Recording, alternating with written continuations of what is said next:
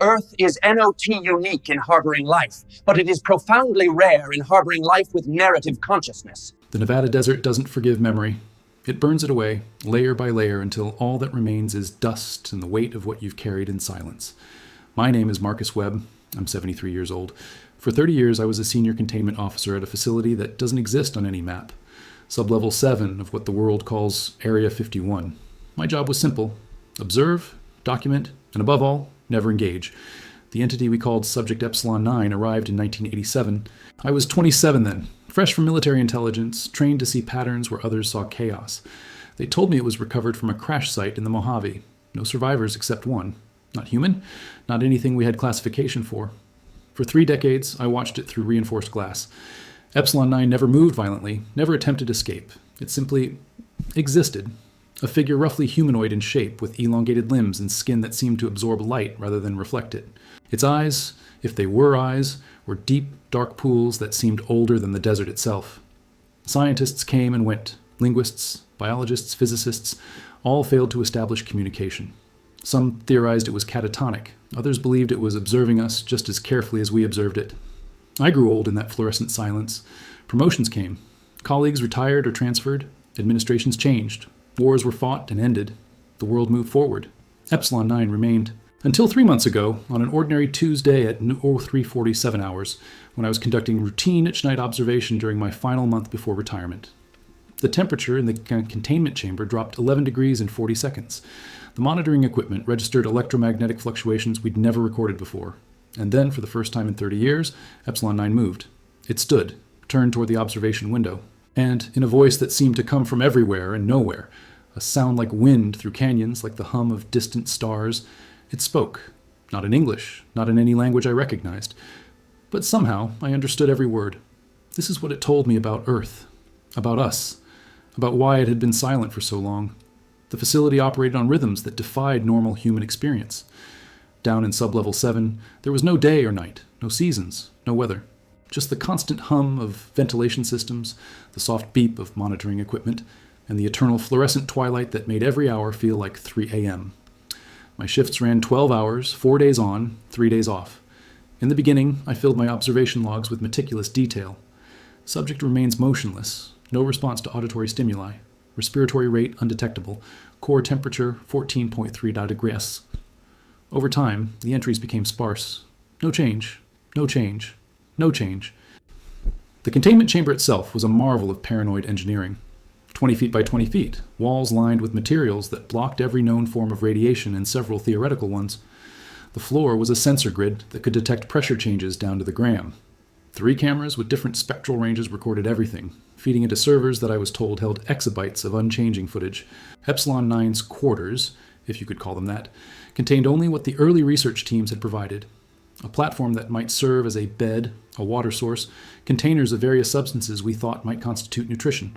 None were ever touched. And we never observed it eat, drink, or eliminate waste. Biologists struggled with this. It violated every principle of thermodynamics they understood. I wasn't a scientist, I was a watcher. And I learned to watch in a way that went beyond the cameras and sensors. I noticed, for instance, that Epsilon 9's position shifted in infinitesimal increments over months. A hand that had rested palm down would, 90 days later, be palm up. The head that faced north in January would face northeast by April. These movements were so gradual that the motion detection systems never registered them. But I kept private notes, sketches and margins that weren't part of official reports. I noticed that during solar flares, events we monitored because they affected our communications, Epsilon 9's skin seemed to darken further, as if drawing in the electromagnetic radiation that penetrated even our shielding. I noticed that on the anniversary of its arrival each year, the temperature in the chamber would drop exactly 0.7 degrees Celsius for precisely 4 hours and 17 minutes. Every year, like clockwork, like memory. My colleagues rotated through. Most lasted 3 to 5 years before requesting transfer. The psychological toll of watching something that never changed, that never acknowledged your existence, that simply was, it broke something in people. They'd start seeing patterns that weren't there, attributing meaning to randomness, or worse, they'd stop seeing anything at all, going through motions mechanically until they couldn't anymore. Dr. Sarah Chen, the xenobiologist who'd been with the project longest aside from me, once told me over bad coffee in the commissary, "It's like watching a mountain, Marcus. You know intellectually that it's changing. Erosion, tectonic shift, all of it. But on a human timescale, is. And staring at it day after day makes you question whether you're the one who's real or if you're just a brief flicker in something vast and patient. She transferred to NASA's astrobiology division in 2003. I got a postcard from her once. Studying the possibility of life is easier than watching it refuse to perform. The truth was simpler and stranger. I'd developed something like companionship with Epsilon 9. Not friendship, that would be absurd, but a kind of parallel existence. We were both trapped in that concrete box beneath the desert, both observed by systems and hierarchies beyond our control, both silent witnesses to time passing in a place where time seemed irrelevant. I talked to it sometimes, during the graveyard shifts when I was alone in the observation room. Not officially. I'd turn off the audio recording and just speak about my daughter's graduation, about my divorce, about the weird way the world was changing outside. The internet, smartphones, social media, the slow collapse of the certainties I'd grown up with. Epsilon 9 never responded, never even seemed to register my voice. But it helped me stay sane, I think. It gave me something to do with the thoughts that accumulated in that fluorescent silence. The protocols were strict about contact. Absolutely no physical interaction, no introduction of new materials without authorization, no deviation from observation routines. The fear, never explicitly stated but always present, was contamination. Biological, psychological, or something we didn't have words for yet. There had been one incident in 1993, before my time, but legendary in the facility's oral history.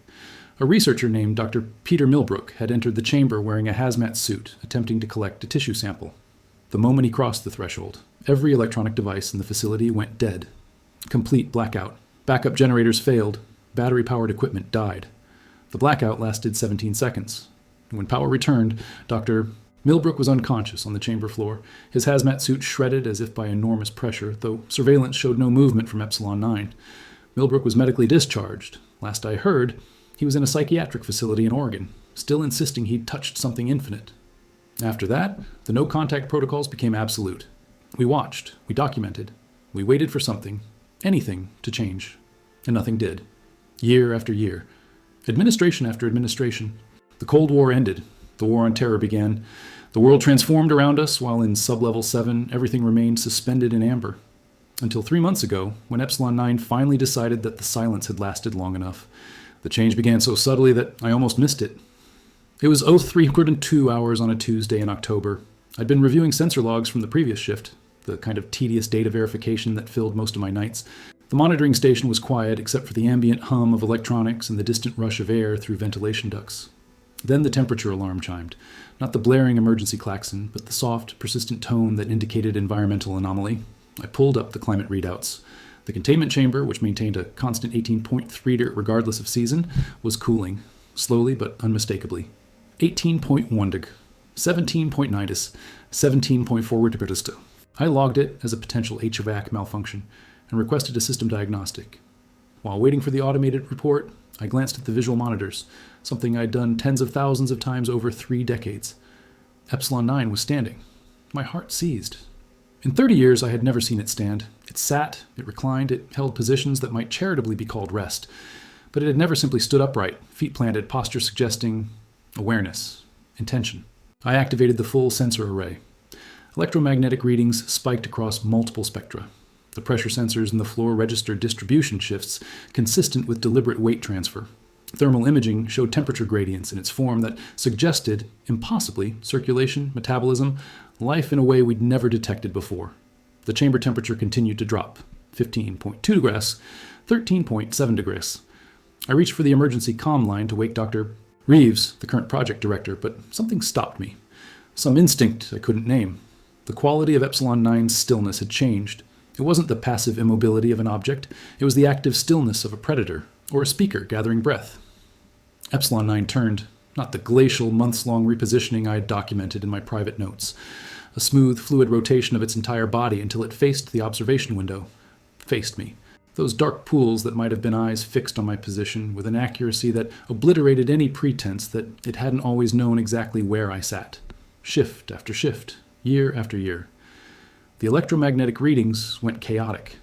Equipment began to malfunction, not catastrophically, but systematically, as if something was overriding normal operation. Screens flickered, the recording system stuttered, showing frames of impossible data before stabilizing, and then I heard it. Not through the speakers, not through any technological medium. The sound bypassed my ears entirely, arriving directly in my consciousness like a memory I'd never had, a thought in a voice that wasn't mine. The vigil has been long. I couldn't breathe, couldn't move. The voice, if it was a voice, had texture like wind through canyons, harmonics like the hum of power lines, depth like geological time. It wasn't speaking English, but meaning arrived in my mind fully formed, carrying nuances that language couldn't contain. 30 years, 2 months, 14 days. You have watched with patience uncommon among your kind. This has been noted. My hands shook as I gripped the edge of the console. Every protocol, every training scenario, every contingency plan had been built on the assumption that contact, if it ever came, would be gradual, mediated through linguistics teams and AI translation matrices. Not this. Not direct, immediate, undeniable communication. I found my voice, though it came out hoarse. You understand me? Understanding is insufficient as a term. I perceive the electromagnetic patterns of your neural activity, the chemical cascades that constitute your cognition, the quantum perturbations of your conscious observation. What you call language is merely the surface of a deeper transmission. The temperature had stabilized at 7.1 degrees. Frost was forming on the interior of the observation window, crystallizing in patterns that looked almost deliberate, geometric, suggestive of meaning I couldn't quite parse. Why now? I asked. After 30 years, why speak now? Because you are ending. Your time at this facility concludes in 23 days, and you are the only one who learned to watch without demanding performance, to observe without imposing narrative. You became still enough to hear when I chose to speak. It knew. About my retirement, about the date, about everything. The others, I said, thinking of Dr. Chen, of the linguists and physicists who'd tried every methodology to establish contact. They were trying. They wanted to communicate. They wanted answers. You were content with questions. There's a difference that matters more than your species understands. I thought of all those nights I'd turned off the audio recording, talking into the silence about my life, my thoughts, expecting nothing in return, just sharing space with something unknown. What? I swallowed hard. What do you want to tell me? The electromagnetic readings pulsed in a rhythm that felt almost like laughter. Not what I want to tell you. What I have been waiting long enough to tell you. About this world you call Earth. About your species. About why I was sent. Why I was captured. And why I have remained silent while your kind struggles with questions you are not yet equipped to answer. Sent? The implications crashed over me. You're not... This wasn't an accident. The crash. You weren't fleeing or exploring. You came here deliberately. Yes. Why? To witness. To document. To determine if humanity has developed sufficiently to be trusted with a truth that could destroy you or save you, depending entirely on what you choose to do with it. The frost on the window now formed patterns that looked like star maps, like circuit diagrams, like DNA helixes, like mathematical proofs. Layers of meaning my eyes could see, but my mind couldn't fully process. And, I barely whispered, what have you determined? For a long moment, Epsilon 9 remained motionless. Then, in that voice, like the song of cosmic radiation, that the question itself is more complex than the binary you imagine. Sit, Marcus Webb. What I have to tell you will require more than the time remaining in your shift. It will require you to reconsider everything you believe about your place in the universe. I sat. The recording systems flickered but continued running. And Epsilon 9 began to speak about Earth and humanity in a way that shattered and rebuilt my understanding of both. Your planet, Epsilon 9 began, is not unique in harboring life, but it is profoundly unusual in harboring life that has developed storytelling. I must have looked confused because the electromagnetic pulses shifted in what I was beginning to recognize as clarification. You must understand, in the 147 worlds we have cataloged with biological complexity, consciousness is not rare. Problem-solving intelligence is not rare. Tool use, social organization, even abstract reasoning, these emerged naturally from sufficient evolutionary pressure. But narrative consciousness, the compulsion to transform experience into story, to impose meaning on causality, to construct identity through remembered and imagined sequences of events, this is vanishingly rare. The patterns on the frost-covered window shifted, forming images, primitive cave paintings, mathematical equations, musical notation, computer code, all melting and reforming into new configurations. Most intelligent species perceive in what you might call eternal present. They respond to stimuli with sophisticated processing, but they do not construct narratives about their responses. They do not tell themselves stories about who they are and why they act. You do. Your entire civilization is built on a foundation of narrative self-deception. Self-deception? I felt a flare of defensive anger. Our stories are how we make sense of the world, how we pass on knowledge, culture, values. Yes, and also how you obscure truth, justify atrocity, and imprison yourselves in cycles of repeated trauma. Your stories are both your greatest strength and your fatal vulnerability. The room had grown so cold I could see my breath, but I couldn't look away from those dark pools that might have been eyes. I will illustrate. In your year 1987, when my vessel was intercepted and I was brought to this facility, your military leaders had to construct a story about what I was. Not to understand me, to understand themselves in relation to me. Some narratives framed me as a threat requiring containment, others as a resource requiring exploitation, still others as a hoax requiring debunking. Each story served the psychological needs of its teller. None sought to simply observe what I actually was. "And what are you?" I asked. "A consciousness embedded in a biological substrate optimized for persistence across environmental extremes and duration across temporal scales that would seem impossible to you. My species, we do not translate well into your linguistic categories, has existed for approximately 4.7 billion of your years. We were already ancient when your planet's crust first solidified." The weight of that number sat on my chest like a physical thing, older than Earth itself. We became what you might call observers approximately 2 billion years ago, when we developed the technology to transcend our original star system. We do not conquer. We do not colonize. We witness. We document the emergence and evolution of complexity throughout the galaxy. It is our purpose, though we did not choose it any more than your heart chose to beat. Why? The question escaped before I could stop it. Why observe? What's the point? The same reason your scientists study distant galaxies, your poets describe sunsets, your lovers memorize the faces of the beloved, because consciousness, once emerged, cannot help but seek to understand the universe that produced it. We are the universe attempting to comprehend itself through observation. The electromagnetic readings pulsed in rhythms that felt like sadness, but observation without intervention carries its own ethical weight. 63 times in the past million years we have watched species achieve what you call sentience, only to extinguish themselves through their own actions. We documented their rise and fall. We preserved their achievements in our archives, and we did nothing to prevent their destruction. Why not? I asked, horrified. If you could have helped? Because intervention would compromise the integrity of the observation. A scientist who alters the experiment to produce desired results is no longer conducting science. We observe. We do not interfere. This is our primary ethical directive.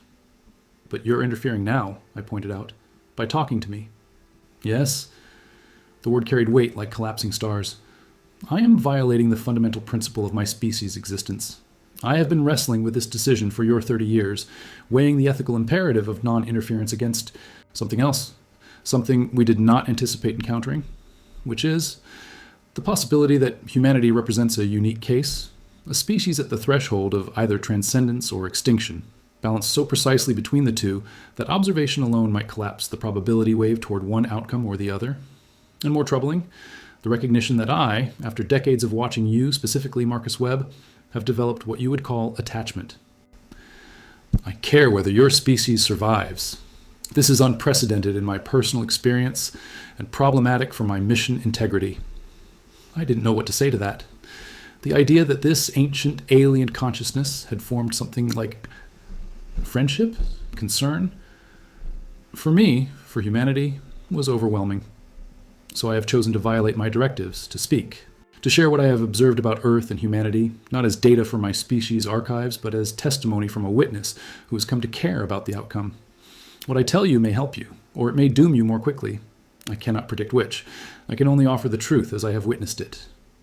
The frost patterns on the window now showed images of Earth from space, beautiful, fragile, alone in the darkness. Your species stands at an inflection point. You have developed technologies that could elevate you to join the community of spacefaring civilizations, or extinguish you within a single generation. But the technology is not the determining factor. The stories you tell yourselves about the technology, those will decide everything.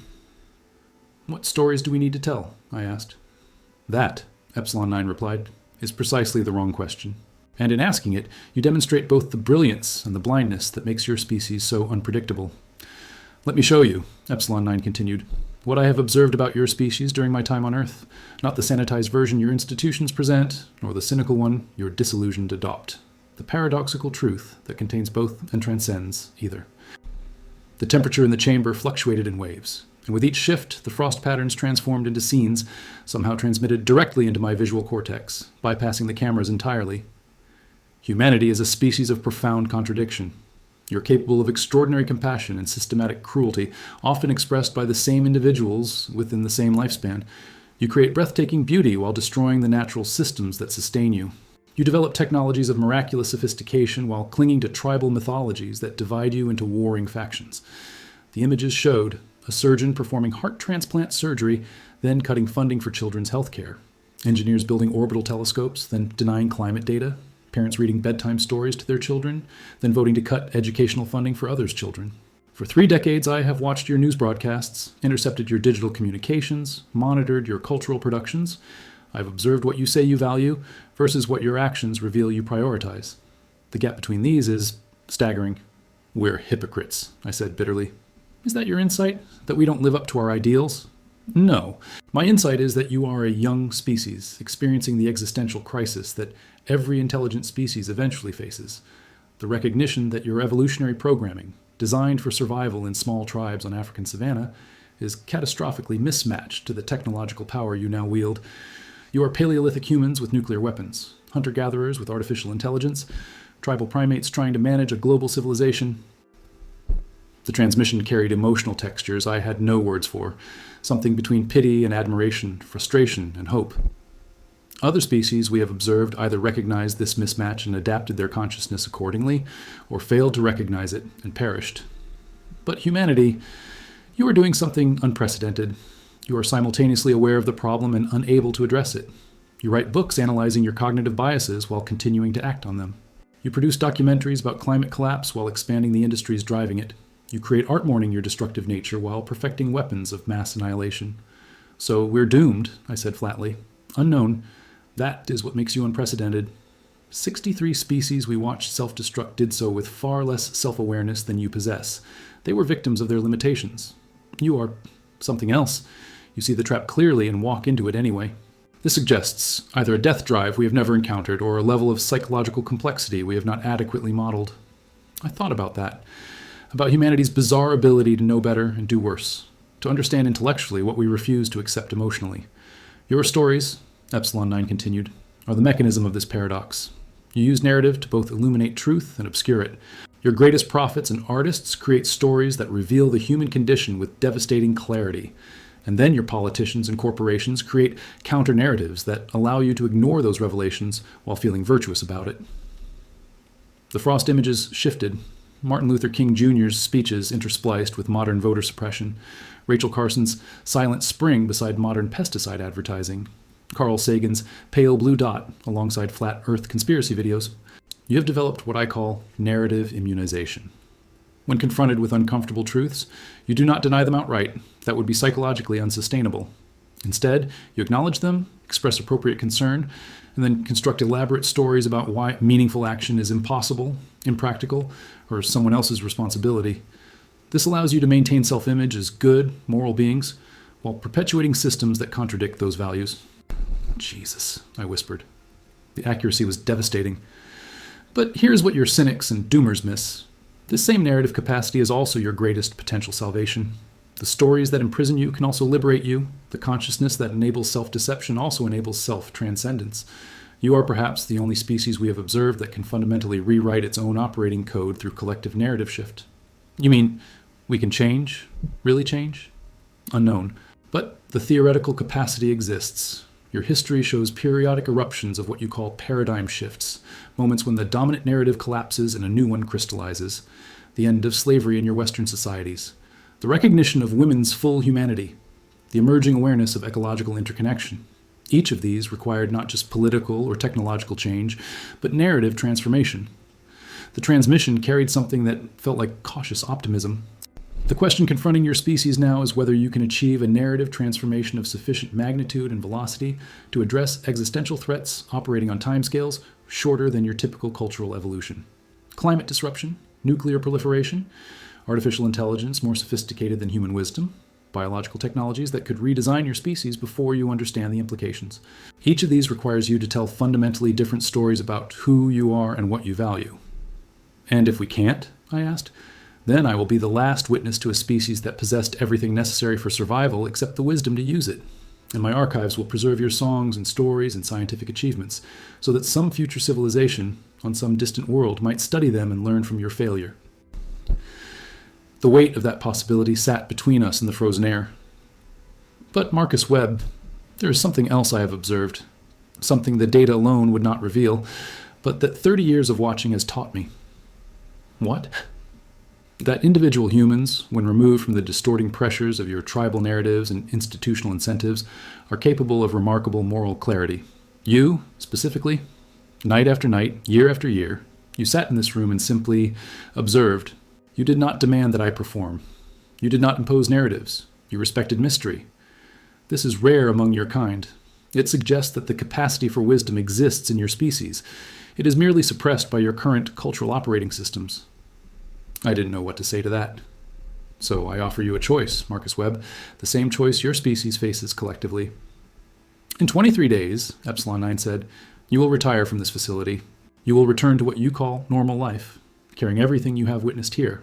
The question is, what will you do with this knowledge? The frost patterns on the window now showed branching paths, probability trees, futures forking and converging in patterns too complex to fully comprehend. Option 1. You report this conversation to your superiors. You document everything I have told you.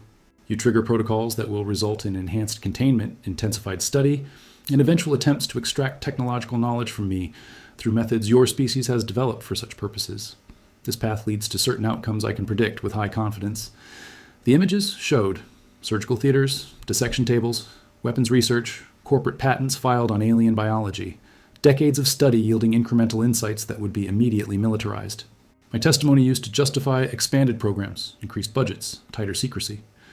You would be celebrated, perhaps, given medals and pensions, remembered as the man who facilitated first contact, but the knowledge gained would be integrated into your existing power structures, amplifying the same patterns that brought your species to this crisis point. Advanced technology without advanced wisdom. More power in the hands of systems designed to concentrate it. I felt sick. And option 2? You say nothing. You complete your final shifts according to protocol. You retire as planned. You carry this conversation as private knowledge, shared with no one. You allow me to return to silence, and the official record will show 30 years of observation with no significant developments. But then, I struggled with the implications, then humanity learns nothing. We miss the opportunity for contact, for learning from you. Do you believe your species is ready, Epsilon 9 interrupted, to receive knowledge from a consciousness 4.7 billion years old? Do you trust your institutions to use such knowledge wisely? More importantly, do you trust that the act of receiving answers from an external authority would not short-circuit the essential growth your species must achieve internally? The question hung in the frozen air like a verdict. Here's what I have learned from observing 1,847 worlds. Species that survive their technological adolescence do so by developing wisdom commensurate with their power. This cannot be gifted. It cannot be downloaded. It must be earned through the difficult process of confronting consequences, making mistakes, and learning from them. Every species that was uplifted by external intervention either became dependent on their benefactors or rejected the gift violently. Neither path led to genuine maturity. So the prime directive, I said, thinking of Star Trek, non-interference. Your science fiction intuited correctly, but with a nuance. The question is not whether to interfere, but whether interference serves the observed species' development or arrests it. A parent who solves every problem for their child raises a helpless adult. A teacher who provides all answers prevents genuine learning. The deepest kindness sometimes looks like abandonment. But you're talking to me now, I protested. Isn't that interference? Yes, and I remain uncertain whether this conversation will prove helpful or harmful. But I made a calculation. Speaking to one individual who has demonstrated capacity for silence and contemplation is different than broadcasting to your institutions. What you do with this knowledge will test whether my assessment of you is accurate. The weight of that responsibility felt crushing.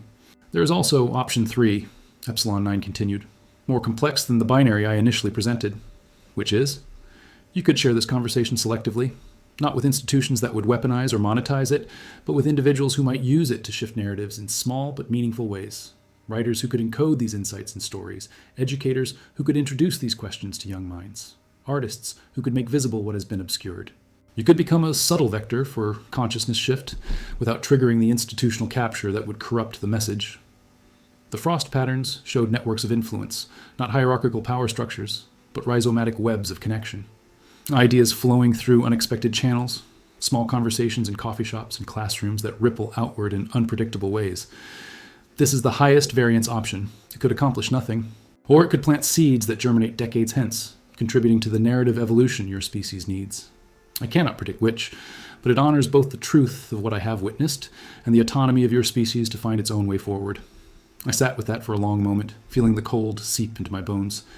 Why me? I finally asked. Why not speak to a president, a UN ambassador, someone with actual power to change things? Because power, in your current systems, is almost perfectly correlated with corruption by the narratives that grant it.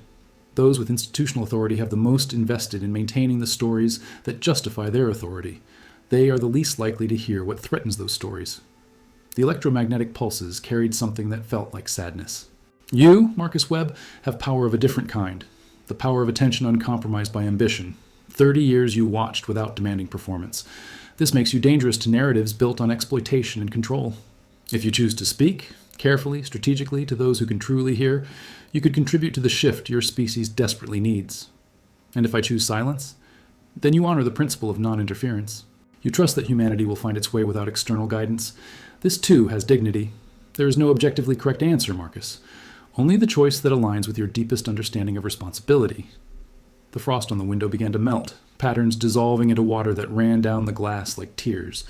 I have given you my testimony, what I have observed, what I fear, what I hope. The rest is yours to carry. But know this, whether you speak or remain silent, you have already been changed by this conversation. And that change will ripple outward in ways neither of us can fully predict. You are not the same man who entered this shift. Neither am I the same consciousness who began it. What happens to you now? I asked. That, Epsilon 9 replied, depends on what you choose. I sat in the observation room for 3 hours after Epsilon 9 fell silent again, the electromagnetic readings returning to baseline, the temperature climbing back to its regulated 18.3 degrees. My hands were shaking. My mind kept circling the same impossible choice, like a moth around a flame that could either illuminate or incinerate. At 0647 hours, Dr. Reeves arrived for the morning handoff, carrying his usual thermos of coffee, an expression of perpetual bureaucratic fatigue. Anything to report? He asked, barely looking up from his tablet. I could have said it then, could have told him everything, triggered the protocols, set in motion the machinery of institutional response. Instead, I heard myself say, "No significant changes, standard observation shift." He nodded, unsurprised, and began his own monitoring routine. I gathered my notes, the official ones, sanitized and meaningless, and headed for the elevator that would carry me back to the surface, back to the desert dawn, back to a world that suddenly felt both more fragile and more precious than I'd ever recognized. The next 23 days were the longest of my life. I went through the motions, completed my shifts, filed my reports, attended my retirement processing meetings where HR representatives cheerfully explained my pension benefits and healthcare coverage, oblivious to the fact that I was carrying knowledge that could reshape everything they thought they knew about humanity's place in the universe. I watched Epsilon 9, who had returned to its decades-long stillness, but now I understood that stillness differently. Not catatonia or indifference, but a patience cultivated over billions of years. A consciousness so vast that 30 years was merely a held breath. At home, in the small apartment I'd maintained in Rachel, Nevada for 3 decades, I started writing. Not official reports, personal journals, attempts to articulate what I'd experienced in ways that might make sense to someone who hadn't been there. I wrote about the paradox of narrative consciousness, how our greatest gift was also our greatest trap, about the difference between information and wisdom, about the terrifying recognition that we had all the knowledge we needed to save ourselves, but lacked the collective will to act on it. I wrote about what Epsilon 9 had said about stories, and I started paying attention to the stories we were telling ourselves as a species. The news was a masterclass in narrative manipulation. Every channel, every outlet, spinning the same basic facts into completely different implications, depending on which story they were serving. Climate scientists presenting data about planetary crisis, immediately followed by politicians explaining why meaningful action was economically impossible. Doctors describing healthcare innovations, contextualized within systems designed to profit from illness rather than promote wellness. Educators discussing childhood development, embedded in structures that measured success through standardized tests rather than genuine learning. The narrative immunization Epsilon 9 Einstein had described was everywhere once I learned to see it. Acknowledge the problem, express concern, explain why nothing can really change, maintain self-image while perpetuating harm. But I also saw the other thing, the moments of genuine connection that broke through the dominant narratives. Teachers who transform lives despite administrative obstacles, community organizers who built mutual aid networks outside market logic, artists who made visible what power wanted, invisible, scientists who pursued truth regardless of whether it served profit, individual humans, as Epsilon 9 had noted, capable of remarkable moral clarity when freed from the distorting pressures of tribal narratives and institutional incentives. I started testing option 3, carefully, strategically. I had coffee with my daughter Sarah, who taught environmental science at a community college in Portland. I didn't tell her about Epsilon 9, that would have sounded insane. But I asked her questions about how she approached teaching climate change to students who'd been raised in a culture of climate denial. I don't lecture, she said. I ask them to observe, to look at data, at trends, at ecological relationships. And then I ask, what story does this evidence tell? Not what story do you want it to tell, or what story would make you comfortable. What story does the evidence itself demand? I almost wept. She'd intuited, in her own context, exactly what Epsilon 9 had been talking about. The distinction between stories we impose on reality versus stories we derive from careful observation. I reached out to an old colleague, Jim Chen, no relation to Dr. Sarah Chen, who'd transferred to NASA, who'd retired from the facility 5 years earlier and now ran a small press publishing science fiction and speculative nonfiction. We met for lunch in Las Vegas.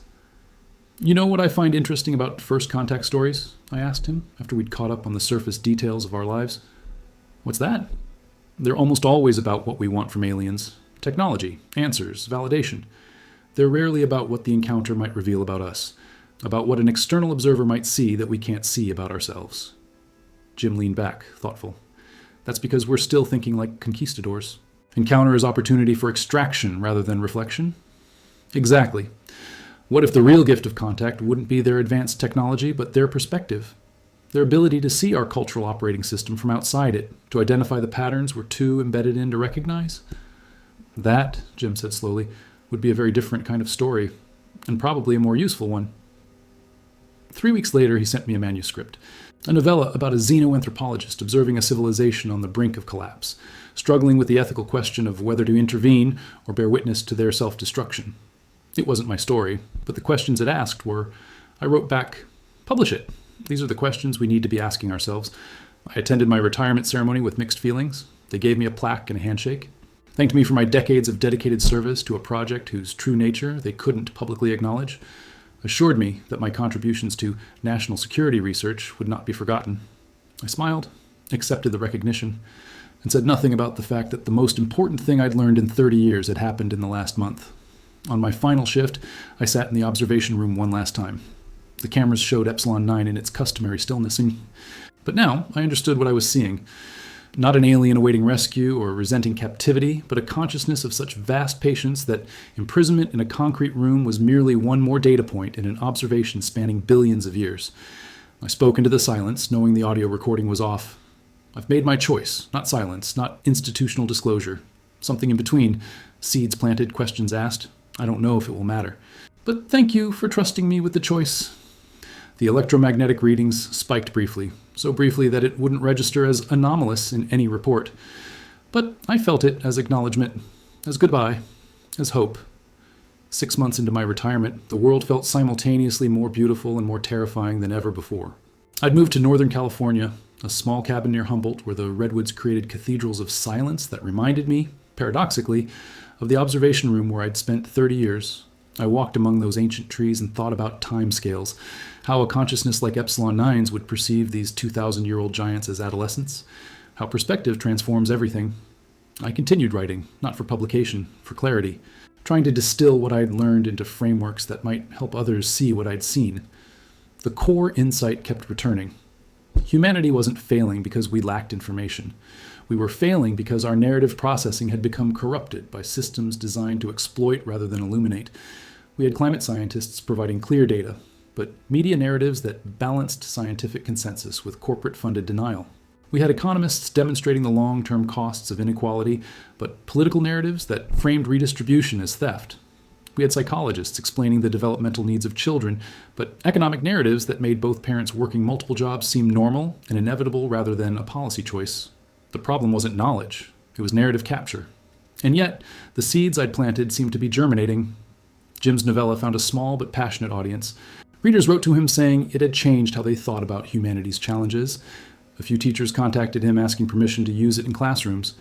Someone started a discussion forum analyzing the ethical frameworks it presented. My daughter Sarah incorporated new approaches in her teaching, focusing on observation and evidence-based narrative rather than ideological positions. She told me her students responded differently when invited to derive stories from data, rather than being told which story to believe. I had lunch with an old friend from my military intelligence days who now worked in conflict resolution. I asked him what he'd learned about shifting entrenched positions. "The only thing that works," he said, "is creating conditions where people can change their story about themselves without losing face. You can't force someone to abandon a narrative they've built their identity around, but you can offer them a new narrative that's more coherent with evidence, while preserving their sense of themselves as good, intelligent people." "So it's always about the stories," I said. "Always. Facts matter, but only once people are willing to integrate them into their self-narrative. Otherwise, they're just threats to be defended against." I thought about that a lot. About how Epsilon 9 had framed the challenge not as convincing people of facts, but as facilitating narrative evolution. Not preaching truth, but creating conditions where truth could be recognized and integrated. Then, 8 months after my retirement, something happened that I still don't fully understand. I was hiking in the redwoods when my phone buzzed. Unusual, since I rarely had signal out there. A news alert. Unexplained energy surge at Nevada. Test site prompts brief evacuation. My heart stopped. I knew exactly which test site they meant. The facility. Sublevel 7. I drove back to the cabin and searched for more information. The official story was vague. Equipment malfunction. No radiation leak. All personnel safe. Investigation ongoing. Nothing that would alarm the public. But 3 days later, I received an unmarked envelope. Inside, a single photograph. The observation window of Sublevel 7's containment chamber. Empty. The reinforced glass fractured in patterns that looked organic, almost deliberate, like frost, like neural networks, like the branching of lightning. No note, no explanation, just the image. I sat with that photograph for hours, understanding slowly settling over me like snow. Epsilon 9 had left. Somehow, after 30 years of containment in a facility designed to hold anything, it had simply departed. The electromagnetic surge that triggered the evacuation, the fractured containment, the complete absence of biological traces in the chamber afterward. Not an escape, a choice. Made when whatever Epsilon 9 had been waiting for, whatever observation it had been conducting, had reached completion. I thought about our final conversation, about the choice it had offered me, about the seeds we'd each planted in our respective domains, and I understood. Epsilon 9 hadn't been waiting for humanity to change. It had been waiting to see if we had the capacity to change. If individual humans could recognize the narrative traps we'd built and begin, however incrementally, to construct new frameworks for understanding our place in the universe. I'd made my choice. Quiet dispersal of questions, rather than loud proclamations of answers. Trust in gradual consciousness shift, rather than institutional intervention. And Epsilon 9, having witnessed that choice, having observed not just me but the ripples extending from our conversation, had made its own choice. To return to whatever vast networks of ancient consciousness it belonged to, carrying its observations of humanity at this crucial inflection point. I wondered what its report would say, whether it would recommend humanity for contact by the broader community of spacefaring civilizations, or mark us as a species still too trapped in destructive narratives to be trusted with technologies we hadn't earned through our own growth. I would never know, and maybe that was the point. The test, if it was a test, wasn't about giving right answers to an external authority. It was about whether we could develop our own wisdom, our own ethical frameworks, our own mature relationship with power and knowledge, whether we could learn to tell ourselves truer stories. I kept the photograph on my desk as I continued writing, not as evidence, I would never show it to anyone, but as a reminder of what I'd witnessed, of the choice that had been offered, of the responsibility that remains. Because here's what Epsilon 9 had helped me understand. The universe doesn't care about humanity's survival. It won't intervene to save us from ourselves, but it is watching. Whether through alien consciousness billions of years old, or through the observation inherent in the quantum structure of reality itself. And what it will observe, ultimately, is whether we were capable of the one thing that determines whether any intelligent species survives its own power, the ability to tell ourselves true stories, to observe without demanding that reality conform to our preferences, to accept responsibility for the consequences of our narratives, to grow up. The window was fractured, but the message was clear. The observation continues. Not from external authority, but from within. Every human who chooses to watch carefully, to question inherited narratives, to construct more truthful stories, we are all, in some sense, continuing what Epsilon 9 began. Witnessing, documenting, hoping that consciousness, once emerged, can learn to transcend the limitations that produced it. I don't know if we'll make it. Neither did Epsilon 9. But the question itself, The fact that we can ask it, struggle with it, and potentially choose differently, that's the miracle. The improbable emergence that makes this small blue world worth observing, worth hoping for, worth the patience of a consciousness older than our planet. It's been 3 years now since my retirement, since that final conversation. Since Epsilon 9's departure left a fractured window and 1,000 unanswered questions. I'm 76 years old. The doctors tell me I have maybe 5 good years left, maybe 10 if I'm lucky. So I write this now, while memory still holds and words still come, as a kind of testimony for whoever might need it. Not proof. I have no proof. The photograph could be faked, my memories could be delusion. Everything I'm telling you could be the elaborate fantasy of a man who spent too many years staring at empty rooms beneath the desert, but I don't think so. And more importantly, I don't think it matters. Because whether Epsilon 9 was objectively real, or a projection of my own consciousness, grappling with questions too large for ordinary thought, the insights remain valid. The challenge remains real. Humanity stands at a threshold. We have developed godlike technologies, artificial intelligence that will soon exceed human cognition in every measurable way, genetic engineering that could redesign our species, nuclear weapons that could sterilize the planet, climate modification that has already altered the basic chemistry of our atmosphere and oceans. We wield power that previous generations attributed to deities, but we do so with the psychological operating system of tribal primates. The cognitive biases that helped our ancestors survive on the savannah actively work against the kind of long-term collective thinking that our current situation demands. And we are, most dangerously, a species of storytellers who have become addicted to comfortable narratives rather than true ones. We tell ourselves stories about infinite growth on a finite planet, about competitive advantage requiring the exploitation of others, about short-term profit justifying long-term devastation, about individual freedom absolving us of collective responsibility. These are not new observations. Environmental scientists have been documenting our trajectory for decades. Systems theorists have modeled the feedback loops. Psychologists have identified the cognitive patterns. Indigenous wisdom traditions have warned about the consequences of seeing ourselves as separate from the natural world. The information has always been available. What's been missing is the narrative framework that would allow us to integrate that information into our collective self-story. And that, I think, is what Epsilon 9 was really testing. Not our technological sophistication, not our intellectual capacity, but our ability to evolve our consciousness to match our power. Can we learn to tell ourselves truer stories? Since my retirement, I've watched this question play out in countless small ways. I've seen communities reject extractive development and choose regenerative practices, rewriting the story of progress from maximum exploitation to sustainable flourishing. I've seen young people refuse the narrative of individual competition and instead build mutual aid networks, rewriting the story of success from winning against others to thriving with others. I've seen scientists communicate their findings in ways that invite understanding rather than defensiveness, rewriting the story of expertise from authority must be obeyed to knowledge can be shared.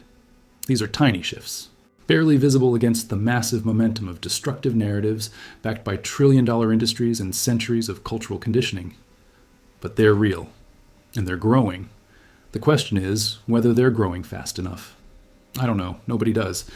We're writing this story in real time, each of us contributing sentences to a narrative whose ending remains genuinely uncertain. What I can tell you is this. The choice Epsilon 9 offered me between institutional disclosure, pure silence, or strategic seeding of questions was not unique to me. It's the choice every conscious human faces in some form. Do we participate in destructive narratives because they're powerful and pervasive? Do we withdraw into private knowledge and personal salvation? Or do we engage in the difficult work of narrative evolution, questioning, reframing, offering alternative stories where we can, while respecting the autonomy of others to find their own way? I chose the third path, imperfectly, uncertainly, knowing I might be wrong. But I chose it because of what I learned watching Epsilon 9 for 30 years. That patience is a form of respect. That observation without demand creates space for truth to emerge. That the deepest wisdom often looks like silence until the moment it becomes necessary to speak. And I learned this. Consciousness is the universe attempting to understand itself. Every mind that awakens to broader awareness, that questions destructive patterns, that chooses more truthful narratives, that's evolution in action. Not biological evolution, but something potentially faster and more significant, the evolution of consciousness itself. We are, each of us, part of that evolution. Not passive recipients of change, but active participants in determining what kind of species we become.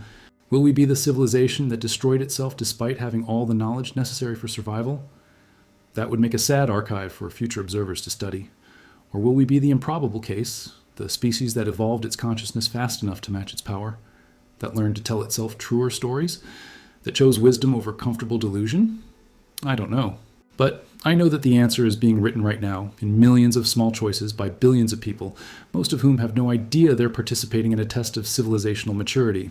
My part in this story is nearly done. I've planted what seeds I could, asked what questions seemed important, tried to live according to principles that honor what I witnessed in that observation room beneath the Nevada desert. Whether those seeds germinate, whether those questions find fertile ground, whether those principles make any difference, that's beyond my control, beyond anyone's individual control. It's a collective story, and like all good stories, the ending is uncertain until it's written. But here's what I believe, based on 30 years of watching something ancient and patient and impossibly vast. The universe is not indifferent to consciousness. It created the conditions for awareness to emerge.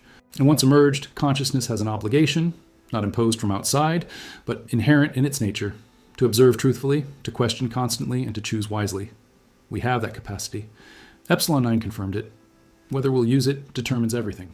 Some truths aren't discovered. They're earned through the difficult work of honest observation and the courage to act on what you see. The vigil continues. The choice remains. And in the silence between certainty and doubt, humanity writes the next chapter of its improbable story.